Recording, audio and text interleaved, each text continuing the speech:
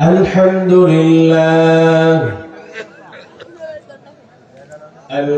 لله نحمده ونستعينه ونستغفره ونعوذ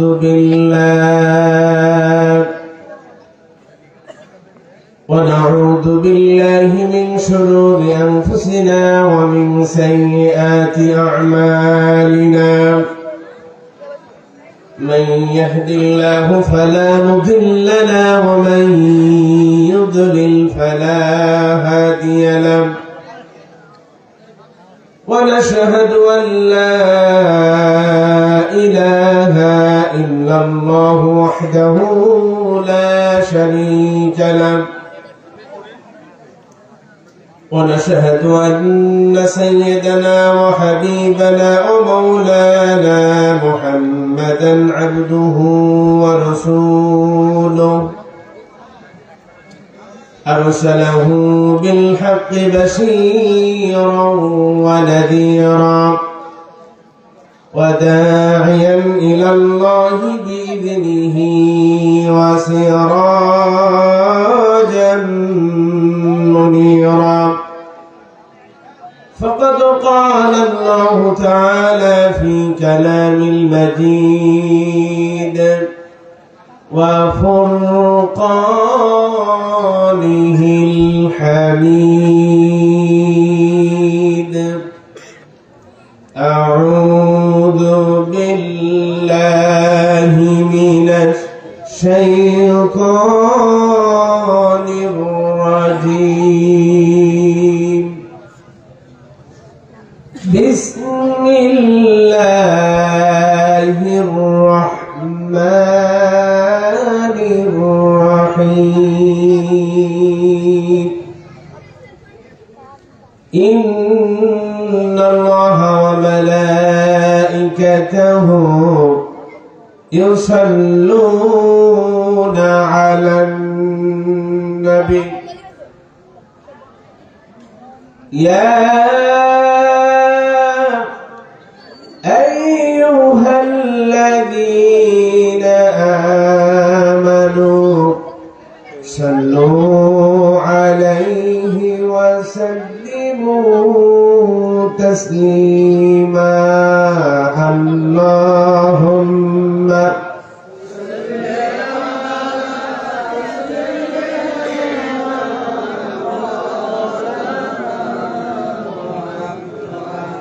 وعلى علي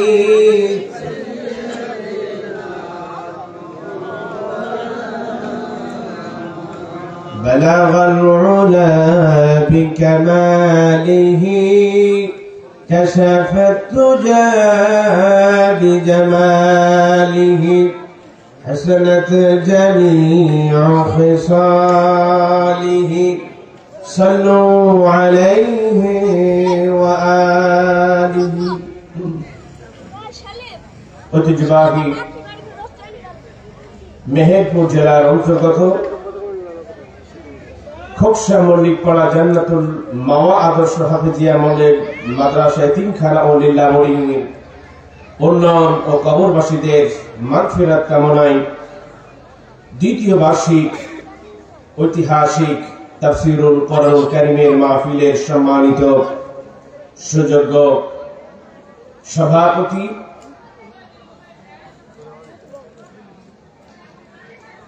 আল্লাহর ঘরের সম্মানিত মেহমান জনাব আলহাজ আব্দুর রব, আল্লাহ তাআলা হায়াতকে দীর্ঘ করে দেন, আমিন। আজকে মাহফিলে দীর্ঘক্ষণ ধরে আলোচনা করেছেন, মনোমুগ্ধকর আলোচনা শুনিয়েছেন। বিশেষ আলোচক হযরত মাওলানা মামুন রশিদ, অত্র মাদ্রাসার শিক্ষক, খোকসা স্কুল পাড়া জামে মসজিদের সম্মানিত খতিব ভাইকে আল্লাহ পাকের কোরআনের বরকত দিয়ে কণ্ঠটাকে উজাড় করে দিক, আমিন। আমার আগে কথা বলেছেন বিশিষ্ট ইসলামী চিন্তাবিদ, অত্র এলাকার কৃতি সন্তান মাওলানা ওয়াহিদুজ্জামান সেলিম। আজকের এই মাহফিলের সুযোগ্য সম্মানিত বিশেষ অতিথি জনাব মোহাম্মদ সাইফুল ইসলাম, সাবেক চেয়ারম্যান আমসুফি ইউনিয়ন পরিষদ, আজকের এই মাহফিলের সুযোগ্য অত্র মেহেরপুরের ইসলামের মশালধারী, ইসলামের একজন রাহবার,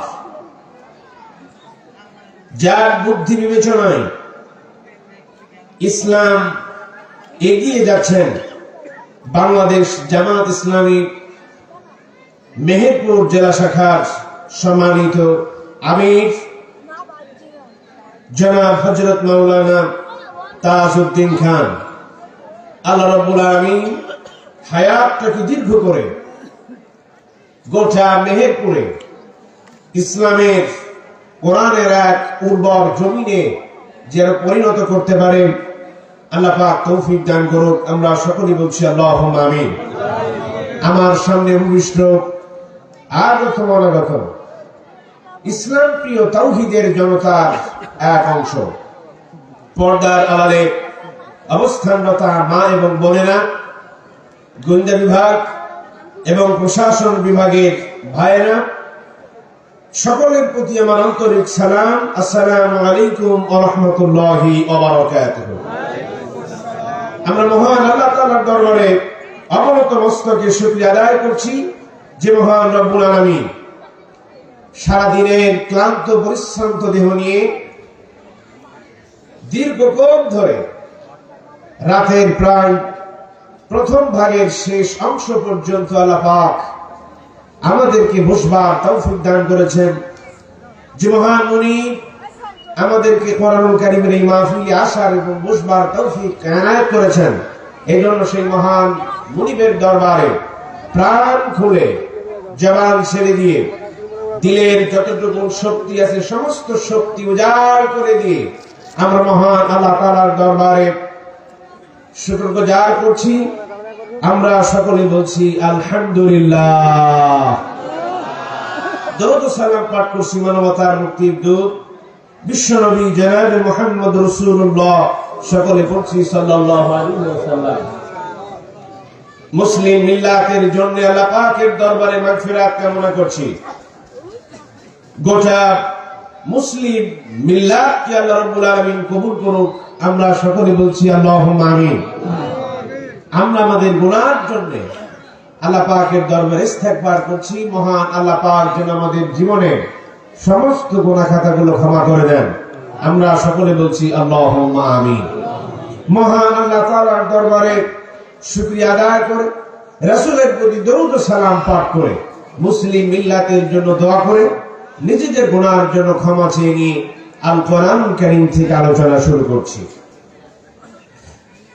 আলোচনার আগ মুহূর্তে শয়তানের ওয়াসওয়াসা থেকে আমরা পানাহ চাই। যথারীতি আমার সাথে একযোগে পড়বেন, আউযু বিল্লাহি মিনাশ শাইতানির রাজীম, বিসমিল্লাহির রাহমানির রাহিম। বিতাড়িত বলতে শয়তানের ওয়াসওয়াসা থেকে আল্লাহ পাকের নিকট আশ্রয় প্রার্থনা করছি। দয়াময় পরম দয়ালু আল্লাহ তাআলার নামে শুরু করছি। ওয়া ইলাহুকুম ইলাহু ওয়াহিদ লা ইলাহা ইল্লা হুয়ার রাহমানুর রাহিম। ইরশাদ হচ্ছে, তোমাদের ইলাহ এক ও একক, তিনি ছাড়া আর কোন ইলাহ নেই, তিনি দয়াময় এবং পরম করুণাময়। আল্লাহ রাব্বুল আলামিন আমাদেরকে আরো জানালেন, যদি মুসলমান হতে চাও, যদি ইমানদার হতে চাও, তাহলে তোমরা সকলেই পড়ে নাও, লা ইলাহা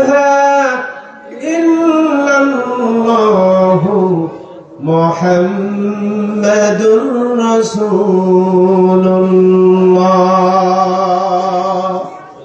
সাল্লাল্লাহু আলাইহি ওয়াসাল্লাম। লা ইলাহা, নেই কোন ইলাহ ইল্লাল্লাহ, আল্লাহ ছাড়া। মুহাম্মদ সাল্লাল্লাহু আলাইহি ওয়াসাল্লাম আল্লাহ তাআলার প্রেরিত রাসূল। আমি দুটি বিষয় আপনাদের মাঝে আলোকপাত করেছি। কালিমা তয়্যিবা পাঠ করেছি, আল কোরআনুল কারীম থেকে একখানা আয়াতে কারিমা তেলাওয়াত করেছি। এই আয়াতের উপরে ভিত্তি করে যে বিষয়টি আমরা বোঝাবার জন্য চেষ্টা করব এবং কোরআন থেকে আলোচনা করার জন্য চেষ্টা করব, সেটি হচ্ছে শিক্ষা ও সাহিত্য সংস্কৃতিতে ইসলামের আহ্বান। বিষয়টা একটু জটিল, আপনাদের মাথার উপর দিয়ে গেল। শিক্ষা ও সাহিত্য সংস্কৃতিতে ইসলামের আহ্বান কি, সেই বিষয়টি আমরা শোনার জন্য চেষ্টা করব। আসুন, প্রথমেই শিক্ষা কি শিখবেন, প্রাথমিক শিক্ষাটা কি?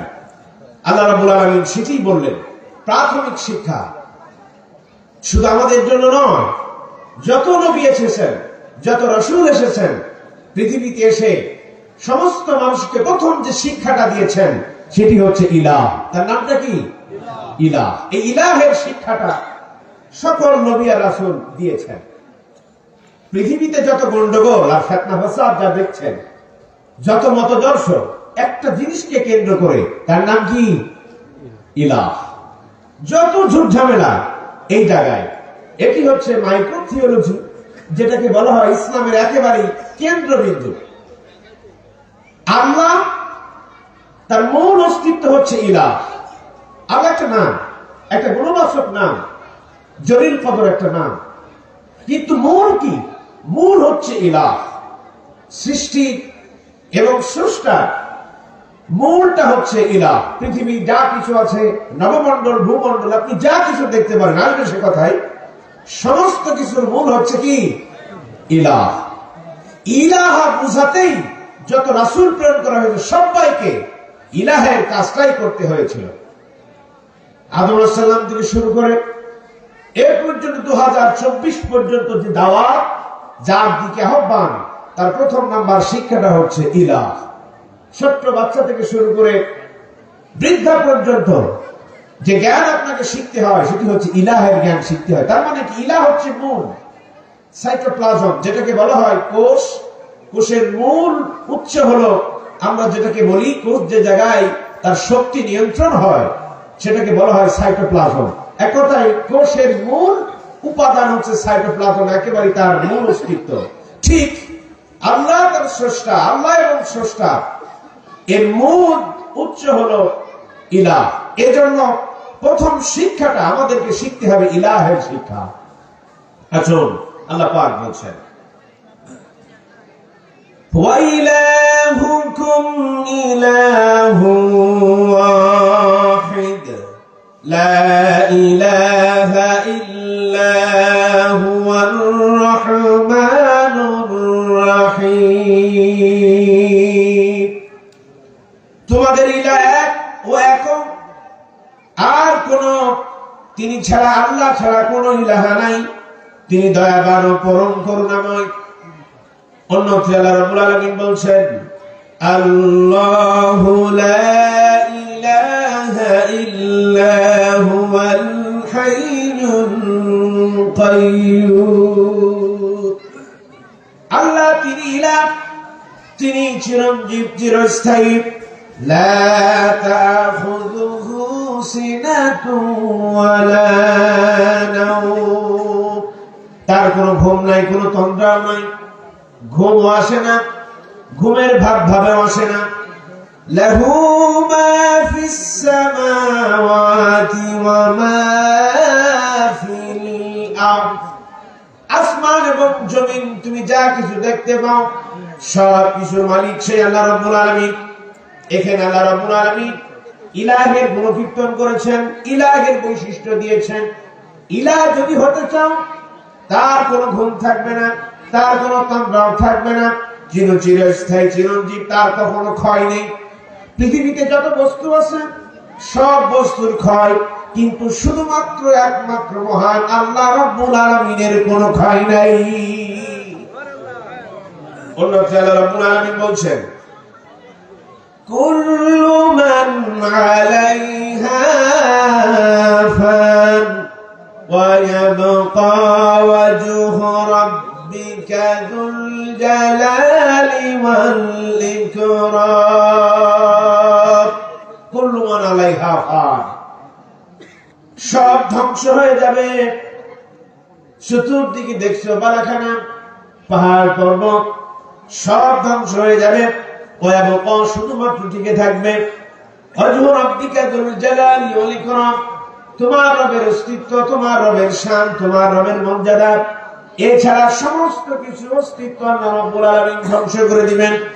মহান আল্লাহ পাক আমাদেরকে বলছেন, হুয়াল্লাযী ইউসাউবিরুকুম ফিল আরহামি কাইফা ইয়াশাউ লা ইলাহা ইল্লা হুয়াল আজিজুল হাকীম। তিনি সেই সত্তা যিনি তোমাদের সূরত দিয়েছেন, আকৃতি দিয়েছেন মায়ের হেরেমে বা মায়ের গর্ভে। আল্লাহ রাব্বুল আলামিন তিনি যেমন ইচ্ছে তোমাদেরকে তেমন ভাবে আকৃতি দিয়েছেন। তার মানে ইলাহের ক্ষমতা হচ্ছে মায়ের গর্ভে মানুষ কেমন আকৃতি হবে এটি শুধুমাত্র ইলাহ ছাড়া আর কেউ দিতে পারে না। মহান আল্লাহ রাব্বুল আলামিন আর বলেন, ইলাহকে এবার আল্লাহ পাক ইলাহ সম্পর্কে তিনি সাক্ষ্য দিতেছেন। ইলাহকে শোনো, ইলাহের ব্যাপারে আল্লাহ পাক সাক্ষ্য দিচ্ছেন, শাহিদাল্লাহু আন্নাহু লা ইলাহা ইল্লাহু ওয়াল মালাইকাতু ওয়া উলুল ইলমি কাইমান বিল কিসত লা ইলাহা ইল্লা হুয়াল আজিজুল হাকীম। আল্লাহ রাব্বুল আলামিন সাক্ষ্য দিতেছেন। আল্লাহ পাক যে ব্যাপারে সাক্ষ্য দেয় সেটা মিথ্যা না সত্য? আল্লাহ ইলাহের ব্যাপারে তিনি সাক্ষ্য দিতেছেন। কত চমৎকার কথা! আল্লাহ সাক্ষ্য দিচ্ছেন। আল্লাহ রাব্বুল আলামিন সাক্ষ্য দিচ্ছেন, নিশ্চয় ইলাহ এক, তিনি ছাড়া আর কোন ইলাহ নেই। ফেরেশতারাও সাক্ষ্য দেয় আল্লাহ এক, ফেরেশতারা এটা সাক্ষ্য দিয়ে থাকে। আর আল্লাহ রাব্বুল আলামিন ন্যায় ও ইনসাফের উপর প্রতিষ্ঠিত।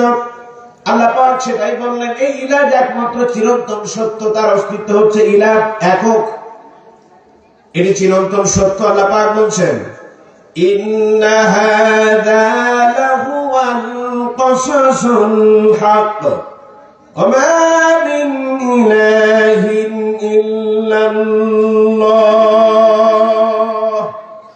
ওয়া ইন্না হাযা লাহুয়াল কাসাস।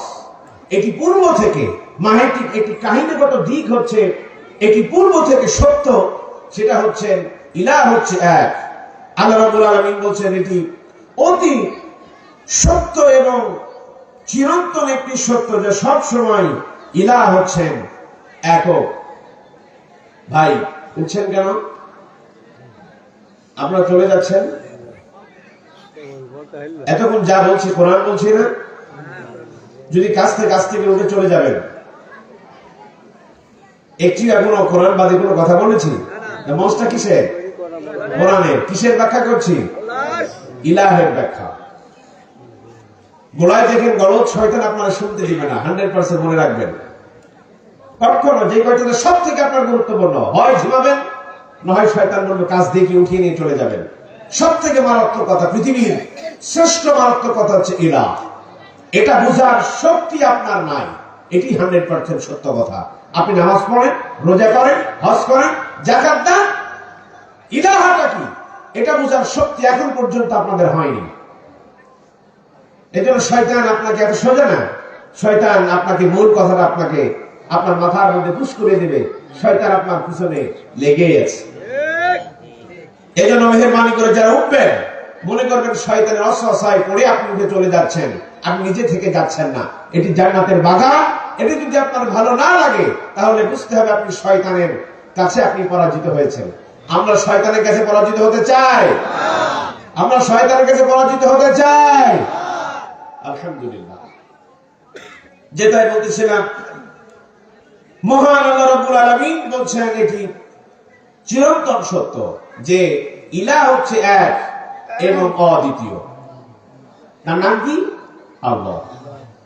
এবার খ্রিস্টানরা কি বলে শুনুন, ইলাহ সম্পর্কে তাদের খ্রিস্টানদের ধ্যান ধারণা চিন্তা চেতনাটা কি আল্লাহ পাক বলছেন, ইয়া আহলাল কিতাবি লা তাগলু ফি দীনিকুম ওয়া লা তাকুলু আলাল্লাহি ইল্লাল হক। হে আহলে কিতাব, দ্বীনের ব্যাপারে বাড়াবাড়ি করো না, আর আল্লাহ সম্পর্কে সত্য ছাড়া বলো না। আল্লাহ সম্পর্কে তারা বলছেন ওয়ালা তাকুলু সালাসা ইনতাহু খায়রাল লাকুম, আর তিনি খোদা বলো না, এর থেকে বিরত হও। তিন খোদা বলো না, এর থেকে তোমরা বিরত হও, এটাই তোমাদের জন্য কল্যাণকর। খ্রিস্টানরা বলে আল্লাহ একটা না, আল্লাহ হলো তিনটা। আর আল্লাহ রাব্বুল আলামিন নিজেই সাক্ষ্য দিলেন আল্লাহ এক এবং অকে একক। খ্রিস্টানরা বলে আল্লাহ হলো তিনটা। আল্লাহ রাব্বুল আলামিন বলেন ইন্নামাল্লাহু ইলাহু ওয়াহিদ, নিশ্চয় আল্লাহ এক, ইলাহ হচ্ছেন এক।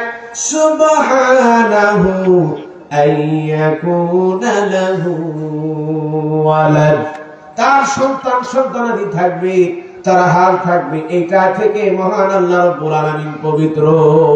তার কোনো সন্তান নাই, তার কোনো হাল নাই, তার কোনো স্ত্রী নাই।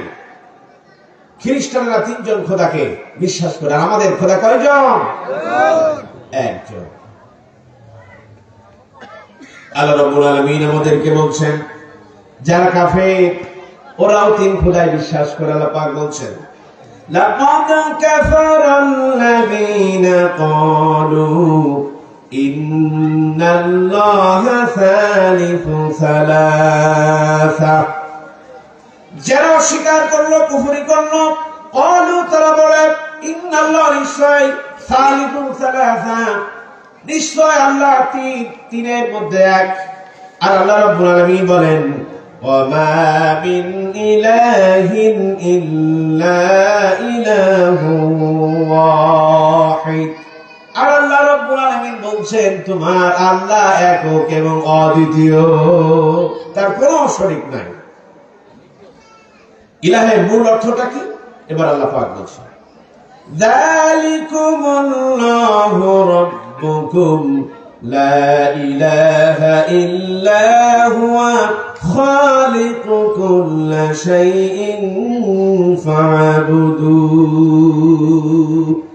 তিনি আল্লাহ তোমাদের প্রভু, তিনি ছাড়া কোনো ইলাহ নাই, সব কিছুর স্রষ্টা তিনি। এই আকাশ আর জমিন সৃষ্টি করেছেন তিনি, নবমণ্ডল, ভূমণ্ডল, পাহাড় পর্বত, গাছগাছালি, চতুষ্পদ জন্তু, তোমরা যা কিছু দেখতে পাও সব আল্লাহ রাব্বুল আলামিনের সৃষ্টি। আল্লাহ পাক এজন্য বলছেন ইত্তাবি' মা উহিয়া ইলাইকা মির রাব্বিক লা ইলাহা ইল্লাহু, আল্লাহ তাআলার পক্ষ থেকে যা নাযিল করা হলো তাকে ইত্তিবা করো, অনুসরণ করো, নিজের মত অনুসরণ করো না।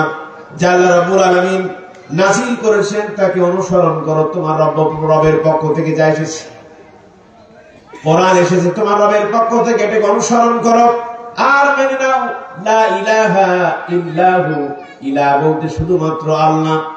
আল্লাহ ছাড়া কোনো আইনদাতা নেই, আল্লাহ ছাড়া কোনো বিধানদাতা নেই। আল্লাহর আইন ছাড়া কোনো আইন যদি মানুষেরা মেনে নেয় তাহলে সেই ইসলামিয়াত থাকবে না। আল্লাহর আইন ব্যতীত যদি মানুষের তৈরি করা কোনো মতবাদ যদি গ্রহণ করে তাহলে ইসলাম থেকে তাকে ফারেক করে দেওয়া হবে। কথাটা লোড আপনারা বুঝতে পারেননি।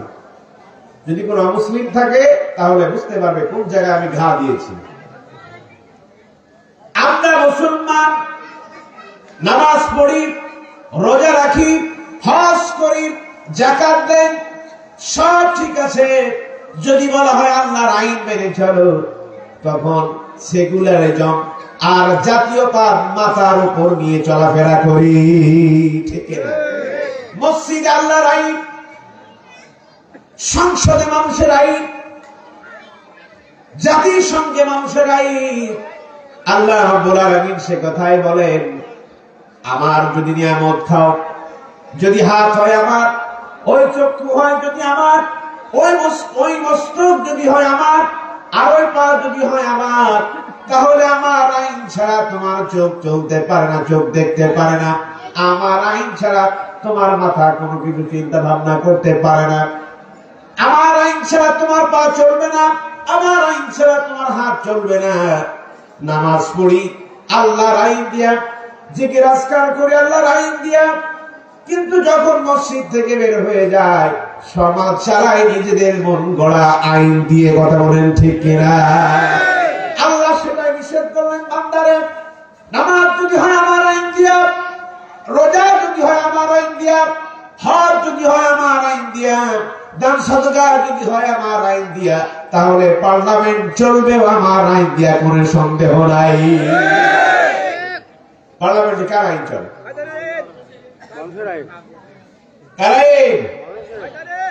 মানুষের আইন চলে। এই কথাটা আজ পুরনো নয়, নতুন নয়, এটি পুরনো কথা। ফিরআউনের সময় একই অবস্থা ছিল, মুসা আলাইহিস সালামের সময় মানে ফিরআউনের সময় একই অবস্থা ছিল, ইব্রাহিমের সময় একই অবস্থা ছিল, ঈসার সময় একই অবস্থা ছিল, হযরত লূত আলাইহিস সালামের সময় এমন ছিল, হযরত নূহ আলাইহিস সালামের সময় এমন ছিল, সালের সময় এমন ছিল। একই অবস্থা। আমরা আল্লাহকে মেনে নেই, কোনো সমস্যা নাই। আমি যদি রোজা করি, হজ করি, যাকাত দেই, কোনো সমস্যা নাই। যদি বলি ভাই তোমার দরবার আল্লাহর আইন দিয়া চালাও, এই কথাটা মুসলমান মানতে চায় না। সে কথাটাই আল্লাহ পাক বলছেন। এবার আসলে মিলান, বিপদে পড়বেন আপনারা, আমাকে রেখে আপনারা চলে যাবেন না তো?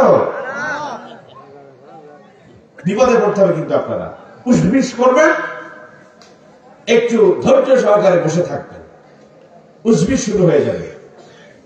আল্লাহ রাব্বুল আলামিন বলেন, সকল নবীকে আমি দায়িত্ব দিয়েছিলাম। আমি যখন নূহকে পাঠালাম আর বললাম, হযরত নূহ আলাইহিস সালাম এবার বলছেন, লাকাদ আরসালনা নূহান ইলা কওমিহি ফাকালা ইয়া কওমি ইবুদুল্লাহা মা লাকুম মিন ইলাহিন গায়রু। আমি নূহকে পাঠালাম তার কওমকে, তিনি গিয়া তার কওমকে বললেন, হে আমার কওম, আল্লাহকে বা আল্লাহর ইবাদত করো আর ইলাহ হিসেবে তাকে মেনে নাও। তার মানে এখানে আইন দেখা হবে আল্লাহ, ইবাদত তোমার যোগ্য হবে আল্লাহ। তুমি যে ইবাদত করবে ওটা আল্লাহর আইন ইবাদত করবে। তোমরা যে রাষ্ট্র পরিচালনা করছো ওটাই আল্লাহর ইবাদত, ওটাই আল্লাহর আইন দিয়ে চালাবে। তোমরা যে সামাজিক পরিচালনার জন্য যে নিয়ম নীতি ব্যবহার করছো ওটাই আল্লাহর আইন দিয়া চলবে। নূহ আলাইহিস সালাম তার কওমকে বললেন, কওম বলল না, আমরা মানতে পারবো না। রব হিসেবে আল্লাহকে মেনে নিব, কিন্তু ইলাহটাকে গ্রহণ করতে পারবো না। আল্লাহর আইন দিয়ে নিজেরা পরিচালিত হতে পারবো না, কিন্তু আমরা আল্লাহকে স্বীকার করব। আল্লাহ রাব্বুল আলামিন বলেন, না না না না, এটা চলবে না। আলা লাহুল খালকু ওয়াল আমর, সৃষ্টি যার, আইনও চলবে আর তার কথা ঠিক কিনা? পরিষ্কার কথা। আল্লাহর আইন ছাড়া কোন মানুষের মতদর্শ তৈরি করে মতবাদ চলবে না, চলবে না, চলবে না। ইনশাআল্লাহ আমার সংসদ ভবন পরিচালিত হয় মানুষের আইন দ্বারা। প্রস্তাবনা একটি, 7টি তফসিল আর 11টি ভাগ। 153টি ধারা। ডক্টর কামাল এর লেখালেখি করেছেন, তিনি তার অধীনস্থ ভাবে আমরা 72 সনটা তৈরি করলাম, 4 নভেম্বর উত্থাপন করলাম। 16 ডিসেম্বরে গিয়া সেটা একেবারে কার্যকর হয়ে গেল।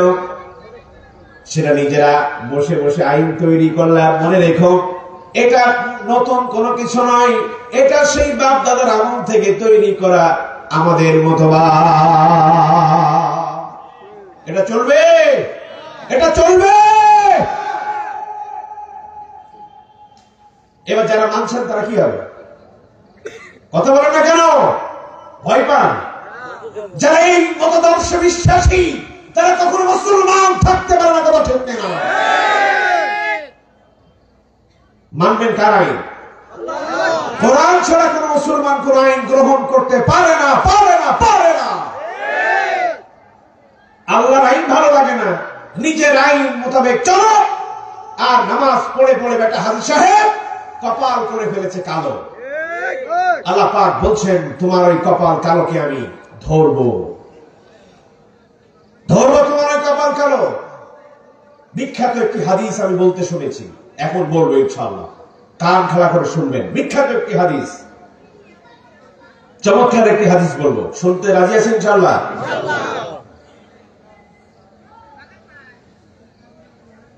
বিশ্বনবী জনাবে মুহাম্মদ রাসূলুল্লাহ সাল্লাল্লাহু আলাইহি ওয়াসাল্লামের একজন জলিল কদর সাহাবী ছিলেন হযরত আবু হুরায়রা রাদিয়াল্লাহু তাআলা আনহু। হাদিসটি তিনি বর্ণনা করছেন। আবু হুরায়রার কাছে জিজ্ঞাসা করা হলো, আবু হুরায়রা, তুমি তো রাসূলের দরবারে অনেক দিন ছিলে, সব থেকে বেশি হাদিস তুমি বর্ণনা করেছো, এমন একখানা হাদিস তুমি আমাদের কি বলে দাও। সব থেকে তোমার কাছে যে হাদিসটি সব থেকে ভালো মনে হয়েছে এবং চমৎকার মনে হয়েছে, এমন একটি হাদিস তুমি আমাদেরকে শোনাও। হযরত আবু হুরায়রা রাদিয়াল্লাহু তাআলা আনহু তিনি হাদিসটি শোনাবেন, কেবলমাত্র বলেছেন ক্বালা রাসূলুল্লাহ, বেহুশ, আর হুশ নাই। হাদিসটি তিনি এখনো বলেন নাই, শুধুমাত্র বললেন ক্বালা রাসূলুল্লাহ, বেহুশ হয়ে গেলেন। তাকে জ্ঞান ফেরানো হলো। আবার তিনি শুরু করলেন ক্বালা রাসূলুল্লাহ, তিনি আবার বেহুশ হয়ে গেলেন। 2 বার বেহুশ, তৃতীয়বারের মতো আবার তাকে জ্ঞান ফেরানো হলো। তিনি আবার বলতে লাগলেন ক্বালা রাসূলুল্লাহ, তিনি আবার বেহুশ। একটা হাদিস বলার আগে হযরত আবু হুরায়রা 3 বার তিনি বেহুশ হয়ে গেলেন। ও আমার সম্মানিত ভাইয়েরা, এবার চিন্তা করে দেখুন, একটা হাদিস বলতে গিয়া হযরত আবু হুরায়রা 3 বার জ্ঞান হারিয়ে ফেলছে। হাদিসটা কত গুরুত্বপূর্ণ। কিয়ামতের ময়দানে আল্লাহ রাব্বুল আলামিন ঠিক তাদেরকে ধরবেন। হযরত আবু হুরায়রা এর হাদিসটি বলবেন, সাহাবারা বললেন তাকে খুব শক্ত করে ধরো, আর যেন জ্ঞান না হারায়, তাকে খুব শক্ত করে ধরো। এবার তিনি হাদিসটা বলতে শুরু করলেন ক্বালা রাসূলুল্লাহ, তিনি বলতে লাগলেন। হযরত আবু হুরায়রা বলেন, কিয়ামতের ময়দানে আল্লাহ রাব্বুল আলামিন প্রথমে ডাকবেন, আলেমকে ডাকবেন, এদিকে আসো। আলেমকে বলবেন তুমি জাহান্নামী। আলেম বলবেন, আল্লাহ রাব্বুল আলামিন সারা রাত ধরে মানুষদেরকে ইসলামের কথা শুনিয়েছি, কোরআনের কথা শুনিয়েছি, আজকে কেন আমারে জাহান্নামে দিতেছ? আল্লাহ রাব্বুল আলামিন আলেমকে বলবেন, ও আমার আলেম, তুমি আমাকে খুশি করার জন্য মানুষদেরকে ইসলাম শোনাও, টাকা ইনকাম করার জন্য এলেম ছড়িয়েছ, মানুষ তোমার কণ্ঠস্বর শুনে মানুষেরা তোমাকে বাবা দেবে, এই জন্য তুমি মানুষের সামনে কণ্ঠটাকে উজাড় করেছো, আমার জন্য করনি, আজকে জাহান্নামে যাও। আল্লাহ রাব্বুল আলামিন শহীদদেরকে ডাকবেন, ও শহীদেরা, তুমি জাহান্নামী। শহীদরা আত্মনাদ করে বলবে, রব্বুল আলামিন, আমি তো শহীদ হয়েছি, জীবন দিয়েছি, রক্ত ঝরিয়েছি। আল্লাহ পাক বলেন, তোমার মনের অবস্থা এমন ছিল না, তুমি যখন ময়দানে রক্ত দিয়েছো, তোমার মনে বাসনা ছিল মানুষ আমাকে শহীদ বলবে, এই উদ্দেশ্যে তুমি শহীদ হয়েছো। আল্লাহ রাব্বুল আলামিন বলেন, তোমার শহীদের কোনো 4 আনা পর্যন্ত দাম নাই, জাহান্নামে চলে যাও। এরপর আল্লাহ রাব্বুল আলামিন দানশীলকে ডাকবে, ও দেবদার জাহান্নামে যাও। ডাকবে, তখন বলবেন রাব্বুল আলামিন, সারাদিন সারা জীবন মাথার ঘাম পায়ে ফেলে পরিশ্রম করে অর্থ উপার্জন করেছি, আর তা থেকে তোমার রাস্তায় ব্যয় করেছি। আল্লাহ রাব্বুল আলামিন বলেন, তোমার মনের অবস্থাটা আমি বুঝেছি, তুমি আমাকে খুশি করার জন্য দান করো নাই, তুমি দান করেছো নিজের মানুষেরা তোমাকে দানবীর বলবে, মানুষেরা তোমাকে দাতা বলবে, সে উদ্দেশ্যে তুমি দান করেছো। আমি আল্লাহ রাব্বুল আলামিন তোমার দানগুলোকে কবুল করি নাই। আলেম ধরা খেয়ে যাবে, শহীদ সেদিন ধরা খেয়ে যাবে, দানবীর সেদিন ধরা খেয়ে যাবে। এজন্য যদি আল্লাহর আইন ব্যতীত অন্য কোন মতাদর্শ যদি আমরা গ্রহণ করি আর সালাত আদায় করে যদি কপালটা ক্ষয় করে দিই, কিয়ামতের ময়দানে রব্বুল আলামিন বলবেন, এই সালাত আমার দরবারে গ্রহণযোগ্য নয়। মসজিদে মেনেছো আমার আইন, আর বাহিরে গিয়া স্লোগান দিয়েছো জাতীয়তা মতবাদের স্লোগান, কমিউনিজমের স্লোগান। এই জন্য আল্লাহ রাব্বুল আলামিন তোমার উপর ইবাদত কবুল করবে না। ধরা খেয়ে যেতে হবে সেদিন। ভাব, আল্লাহ রাব্বুল আলামিন হযরত হুদকে পাঠালেন এই কথাটাই বলার জন্য। وَإِلَى عَادٍ أَخَاهُمْ هُودًا قَالَ يَا قَوْمِ اعْبُدُوا اللَّهَ مَا لَكُمْ مِنْ إِلَٰهٍ غَيْرُهُ। তোমাদের ভাই হুদকে আমি পাঠিয়েছিলাম আদ জাতির পরে, তিনি তার কওমকে বললেন, হে আমার কওম, এক আল্লাহকে মেনে নাও, ইলাহ হিসেবে এক আল্লাহকে মেনে নাও, আল্লাহর আইনকে মেনে নাও, আর পূজা করা ছেড়ে দাও। তারা তার কথাগুলো মানলেন না। আল্লাহ রাব্বুল আলামিন বিশাল বিশাল মানুষকে আল্লাহ পাক উল্টিয়ে দিলেন, সব ধ্বংস করে দিলেন। হযরত সালেহকে পাঠালেন, وَإِلَى ثَمُودَ أَخَاهُمْ صَالِحًا قَالَ يَا قَوْمِ اعْبُدُوا اللَّهَ مَا لَكُمْ مِنْ إِلَٰهٍ غَيْرُهُ। তোমাদের ভাই সালেহকে পাঠিয়েছিলাম, তার কওমের কাছে তিনিও গিয়ে বললেন, হে আমার কওম, ইলাহ হিসেবে আল্লাহকে মেনে নাও আর আল্লাহর ইবাদত করো, তোমরা তোমাদের কাজগুলোকে ছেড়ে দাও। তারা অগ্রাহ্য করলেন, তার কথা মানলেন না। হযরত লূত আলাইহিস সালাম তার জনপদকে বললেন, وَلُوطًا إِذْ قَالَ لِقَوْمِهِ أَتَأْتُونَ الْفَاحِشَةَ مَا سَبَقَكُمْ بِهَا مِنْ أَحَدٍ مِنَ الْعَالَمِينَ। লোক তার কওমকে বললেন, হে কওম, সব থেকে বেশি ফাহিশা কাজ তোমরা করছো। আতাতুনাল ফাহিশা, ফাহিশা কাজে তোমরা জড়িত। সাবাকাকুম বিহা মিন আহাদিন মিনাল আলামিন, তোমরা যে কাজগুলো করতেছো শুধু একটা সৃষ্টি বা একটা জাতি আজ এই বিশ্বে কোন তোমাদের মতো এত খারাপ কাজ কেউ আর করেনি। ছেলেতে তোমাদের সমকামিতা, ছেলে তোমাদের বিবাহ, শুধুমাত্র এই তোমরাই জাতি, যা আগে কখনো কেউ করেনি। হযরত মুহাম্মদ সাল্লাল্লাহু আলাইহি ওয়াসাল্লাম আল্লাহ রাব্বুল আলামিন পাঠালেন আর বললেন, বিশ্বনবী আসলেন আর মানব মণ্ডলীকে বললেন, قُلْ يَا أَيُّهَا النَّاسُ إِنِّي رَسُولُ اللَّهِ إِلَيْكُمْ جَمِيعًا الَّذِي لَهُ مُلْكُ السَّمَاوَاتِ وَالْأَرْضِ لَا إِلَٰهَ إِلَّا هُوَ يُحْيِي وَيُمِيتُ। আল্লাহ রাসূল বললেন, কুল ইয়া আইয়ুহান নাস, হে মানব মণ্ডলী, ইন্নী রাসূলুল্লাহ, আমি নিশ্চয় আমি আল্লাহ রাসূল, ইলাইকুম জামিআল্লাযী লাহু মুলকুস সামাওয়াতি ওয়াল আরদ। এই পৃথিবীতে তোমরা যা কিছু দেখতে পাচ্ছ সব কিছু আল্লাহ। লা ইলাহা ইল্লাহু, এক ইলাহ হিসেবে আল্লাহকে মেনে নাও, যিনি তিনি মৃত্যু দান করেন, আবার জীবিত দান করেন, জীবন দান করেন, সে আল্লাহকে তোমরা মেনে নাও।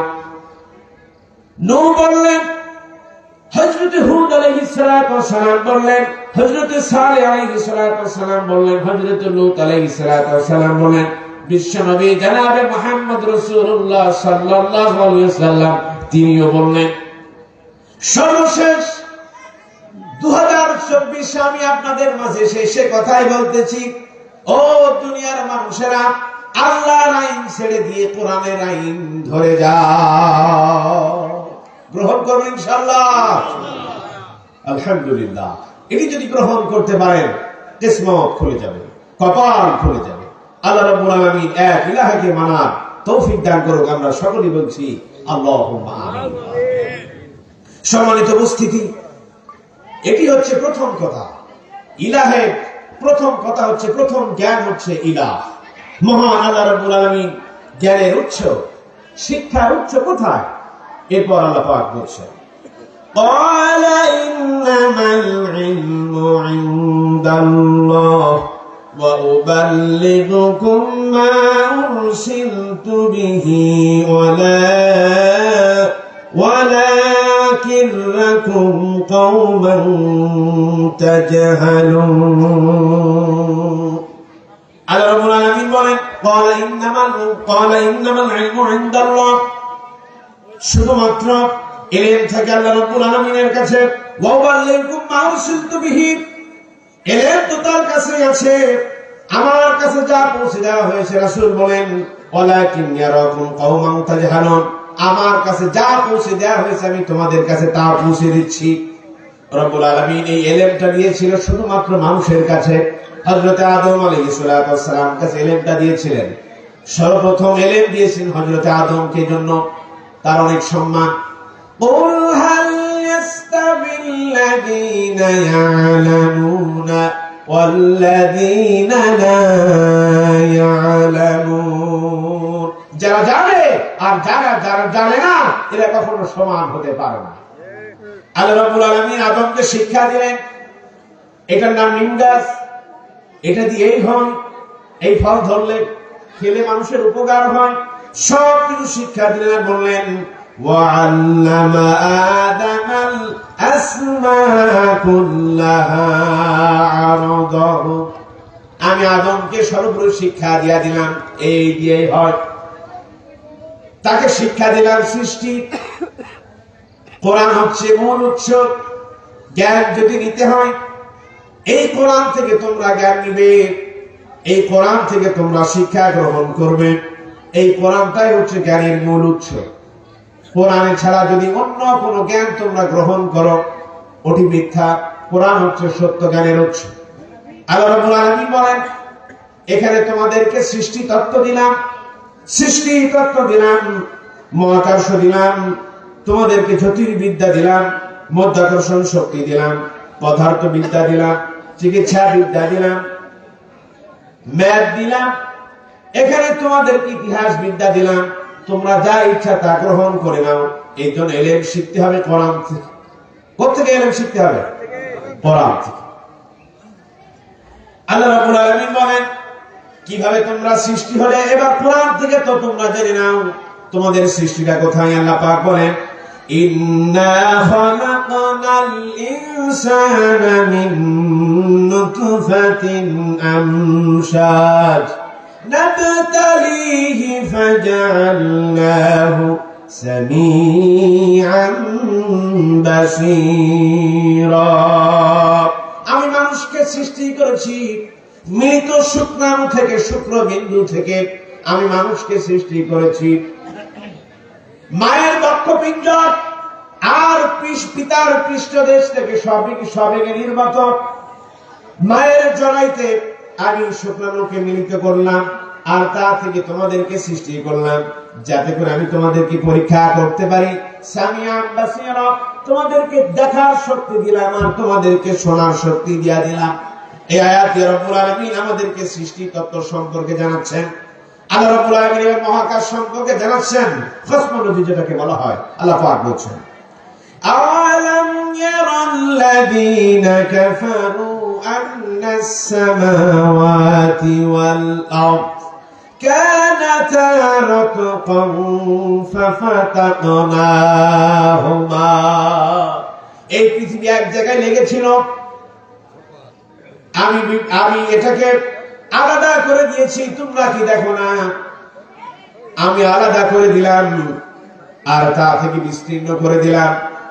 এই আয়াতটি যখন নাজিল হয়েছিল 1450 বছর আগে, মানুষের এখন গবেষণা করে 1973 সনে গবেষণা করে দেখা যাচ্ছে যে সত্যি সত্যি মহাকাশ এক জায়গায় লেগেছিল, একই মিশে ছিল। আল্লাহ রাব্বুল আলামিনের হুকুমে তা আলাদা আলাদা করে দিয়েছে। দুইজন বিজ্ঞানী গবেষণা করে তাদেরকে নোবেল দেওয়া হলো। আজ মুসলমানরা কথাটা শুনতেই চায় না, ভালো লাগে না। আল্লাহ রাব্বুল আলামিন বলছেন, আকাশের দিকে তাকাও, আমি কিভাবে সেটাকে জ্যোতির্বিদ্যায় সিস্টেম করে রেখেছি। যদি জ্যোতির্বিদ্যা চাও তোমরা জ্যোতির্বিদ্যা পাবে। আল্লাহ পাক বলছেন, ওয়া হুয়াল্লাযী খালাকাল লাইলা ওয়ান নাহারা ওয়াশ-শামসা ওয়াল কামারা কুল্লুন ফী ফালাকিন ইয়াসবাহুন। আর তিনি রাত সৃষ্টি করেছেন, দিন, সূর্য, চন্দ্র সৃষ্টি